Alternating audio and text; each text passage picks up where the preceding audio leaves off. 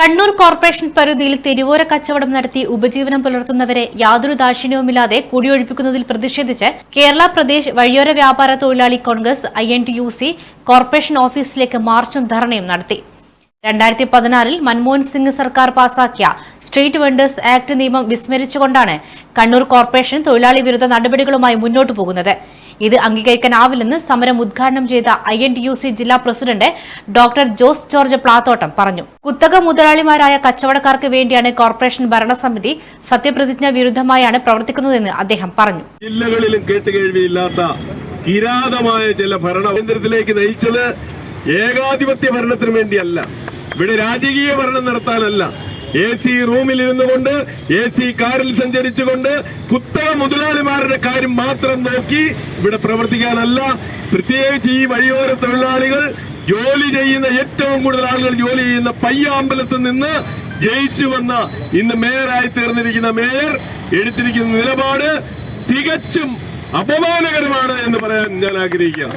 ഈ ലോകത്തിലെ ഏറ്റവും വലിയ ജനാധിപത്യ പാർട്ടിയായ ഇന്ത്യൻ നാഷണൽ കോൺഗ്രസിന്റെ സമുന്നതരായ നേതാക്കന്മാർ ഇന്ത്യയുടെ ഭരണസിരാ കേന്ദ്രങ്ങളിൽ ഇരുന്നു കൊണ്ട് പാവപ്പെട്ട തൊഴിലാളികളെ നോക്കിക്കൊണ്ട് അവരുടെ ജീവിതം മെച്ചപ്പെടുത്താൻ, അവരുടെ ജീവിത സാഹചര്യങ്ങൾ മെച്ചപ്പെടുത്തിക്കൊണ്ട് അവരെ സംരക്ഷിക്കാൻ ഒരുപാട് നിയമങ്ങൾ ഇന്ത്യൻ പാർലമെന്റിൽ പാസാക്കിയിട്ടുണ്ട്.